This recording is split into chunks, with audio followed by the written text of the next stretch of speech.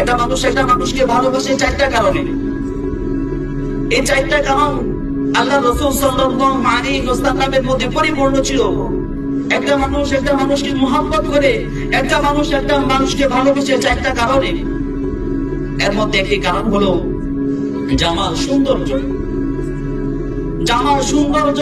আল্লাহ রাসূল সাল্লাল্লাহু আলাইহি ওয়াসাল্লাম কি পরিমাণ সুন্দর ছিলেন! ইউসুফ পয়গম্বর সুন্দর ছিলেন, ইউসুফ পয়গম্বর আলাইহিস সালাতু ওয়াস সালাম সুন্দর ছিলেন, আমার রাসূলও সুন্দর ছিলেন। আমার রাসূল সাল্লাল্লাহু আলাইহি ওয়াসাল্লামকে বলা হতো মালিহ, লাবণ্যময়। দেখে চোখ ফেরাতে পারতো না, শেষ দিনটি মিটতো না।